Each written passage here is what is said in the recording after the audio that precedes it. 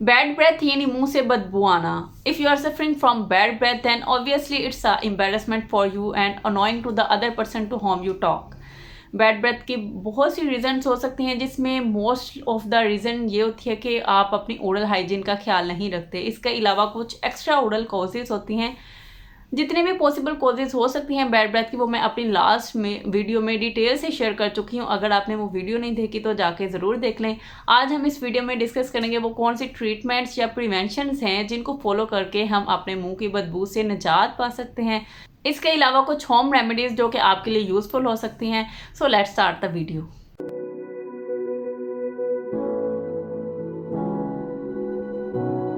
अस्सलाम वालेकुम viewers, my name is doctor Warda Shahab. Hope so you all are fine. आज की इस वीडियो में मैं आपको बताऊंगी, अगर तो आपको बैड ब्रेथ का इशू है तो how to fix your bad breath, कौन से ट्रीटमेंट्स हैं या प्रिवेंशन हैं या कुछ होम रेमेडीज़ जिनको फॉलो करके आप अपनी मुंह की बदबू से छुटकारा पा सकते हैं. So let's start. क्योंकि बैड ब्रेथ मेनली आपकी पुअर ओरल हाइजीन की वजह से होता है, इसीलिए आपकी ओरल हाइजीन अच्छी होनी चाहिए. मुंह की सफाई बहुत ज़रूरी है. ब्रशिंग आपकी रेगुलर हो, दिन में 2 दफ़ा ब्रश करें और सोने से पहले ब्रशिंग बहुत इंपॉर्टेंट है, क्योंकि जब आप ब्रशिंग नहीं करते रात सोने से पहले तो जितने भी बैक्टीरियाज हैं उनको टाइम ज़्यादा मिल जाता है आपके फूड पार्टिकल्स को डिग्रेड करने का, और उनकी ग्रोथ जो है वो फास्टर होती है, जिससे आपके मुँह में दांतों में कीड़ा लगता है, दांतों में कैविटीज़ हो सकती हैं और मसूड़ों की बीमारियाँ, मास्कोड़ा, गम डिजीज़ वगैरह होने के चांसेस ज़्यादा होते हैं, जो कि मेनली काज होती हैं बैड ब्रेथ के.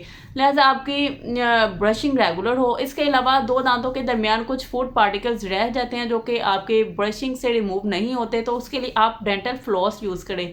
Thirdly, tongue is the main source of micro organisms और बैक्टीरिया.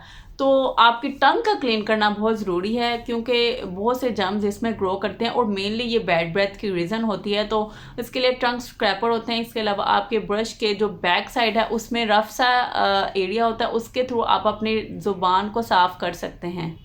फोर्थली, अगर आपके मुंह में कुछ रिमूवेबल डेंचर्स हैं, जो कि दांतों की एक आर्टिफिशियल टीथ की एक प्लेट होती है, उसको सेम ही वैसे ब्रश करें जैसे आप अपने दांतों को ब्रश करते हैं, और रात को सोने से पहले उसे पानी में डिप करें, क्योंकि उसमें भी कुछ जर्म्स हो सकते हैं जो ग्रो करते हैं और आपके मुंह से बू आने का बाइस बन सकते हैं. इसके अलावा अगर आपके मुंह में फिक्स्ड क्राउन या ब्रिजेस हैं तो उनमें जो फूड पार्टिकल स्टक हो जाते हैं उसको अच्छी तरह से क्लीन करें. समटाइम उनकी फिटिंग अच्छी तरह से इतनी अच्छी प्रॉपरली नहीं होती, तो उसको जाके ट्रीट करवाएं, सो डैट आपके मुंह में बैड ब्रेथ का इशू ना हो. डाइट में आप टोबैको, अल्कोहल या स्मोकिंग को बिल्कुल क्विट करें. इसके अलावा कुछ स्पाइसेस होते हैं या गार्लिक और अनियन की वजह से भी आपके मुंह से बदबू आ सकती है. तो क्योंकि ये चीज़ें अनियन, गार्लिक वगैरह आपके फूड को एक फ्लेवर देती हैं, अगर आप उनको स्किप नहीं कर सकते तो एटलीस्ट उनकी टाइमिंग इस तरह से मैनेज करें कि आपका तब सोशल इंटरेक्शन ना हो. कुछ मेडिसिन होती हैं जिसकी वजह से मुंह ड्राई होना शुरू हो जाता है, और dry mouth is a cause of bad breath. तो उन मेडिसिन के अल्टरनेटिव कुछ मेडिसिन यूज़ करें. समटाइम्स अगर आपके मुंह में माइनर से सर्जरी हो या कोई सर्जिकल एक्सट्रैक्शन हो दांत की, तो आपके जो वुंड है खाने के दौरान उसमें फूड पार्टिकल्स स्टक हो जाते हैं. अगर आप उसको क्लीन नहीं करते तो भी आपके मुंह में बैड ब्रेथ होता है. तो इसके लिए आप नीम गर्म पानी में थोड़ा सा नमक डाल के स्विश करें अपने पूरे माउथ में, ताकि जितने भी पार्टिकल्स हैं वो रिमूव हो जाएं और आपको बैड ब्रेथ का इशू ना हो. सो ये जो जितने भी मैंने ट्रीटमेंट बताए हैं, ये आप इंट्रा ओरल कॉजेज़ को जब रिजॉल्व करते हैं तो 90 to 95% लोगों की बैड ब्रेथ का इशू रिजॉल्व हो जाता है. बहुत से माइनर केसेस होते हैं लाइक 5 to 10% जो कि किसी मेडिकल कंडीशन की वजह से हो सकते हैं. मेडिकल कंडीशन को जब आप ट्रीट करते हैं तो बैड ब्रेथ का जो इशू है, जो प्रॉब्लम है, वो खुद ही रिजॉल्व हो जाता है. फर्स्टली, डायबिटीज़ यानी शुगर के मरीजों को अक्सर बैड ब्रेथ का प्रॉब्लम होता है, तो उसके लिए वो कोई भी मेडिसिन या इंसुलिन की प्रिस्क्रिप्शन के लिए डॉक्टर से कंसल्ट करें. सेकेंडली, कोई जो रिस्पायरेटरी इशू, जो सांस की तकलीफ में मसला अक्सर होता है, लंग कैंसर या निमोनिया, उनके पेशेंट्स में बैड ब्रेथ का इशू होता है, तो वो डॉक्टर से उस लंग कैंसर या निमोनिया का जब ट्रीट करवाएंगे तो बैड ब्रेथ का इशू भी रिजॉल्व हो जाएगा. थर्डली, नेज़ल पॉलिप्स यानी नाक में कुछ जख्म से बन जाते हैं, उनकी वजह से भी आपको बैड ब्रेथ का इशू होता है. समटाइम इस तरह होता है कि जो नाक का फ्लूइड होता है, नेज़ल फ्लूइड, आपके थ्रोट में चला जाता है, जिसकी वजह से वो बहुत बैड ब्रेथ प्रोड्यूस होती है.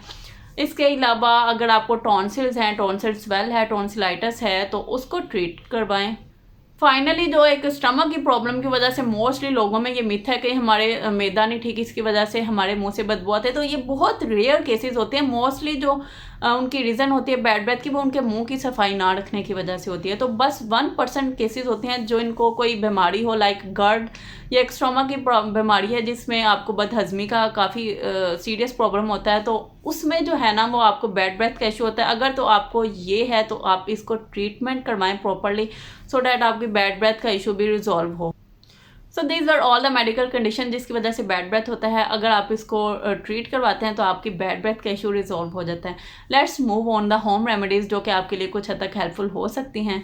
फर्स्टली अपनी डेली रूटीन में पानी की मिकदार को ज़्यादा करें। ड्रिंक प्लेंटी ऑफ वाटर, क्योंकि इससे आपकी सलाइवा की प्रोडक्शन ज़्यादा होती है, दांतों में कीड़ा लगना या कैविटी या गम डिजीज़ के चांसेस कम होते हैं और मुंह से बदबू आने का मसला भी सॉल्व होता है। सेकेंडली ज़ाइलिटोल एक बबल गम है, शुगर फ्री च्युइंगम होती है, आप उसको खाएं, च्यू करें, उससे फिर आपकी सलाइवा की प्रोडक्शन ज़्यादा होती है। कुछ एंटी बैक्टीरियल इफेक्ट्स भी होते हैं इसके जो कि बैड ब्रेथ से बचाते हैं। थर्डली आप कोई माउथ वॉश यूज़ कर सकते हैं एंटी बैक्टीरियल लाइक एनजीक्लोर, जो कि आपके मुंह में जो बैक्टीरिया हैं, जर्म्स हैं, उनकी क्वांटिटी को कम करता है, उनके ग्रोथ को रोकता है, मुंह से बदबू से बचाता है और आपकी जो ब्रेथ है उसको भी फ्रेशन करता है।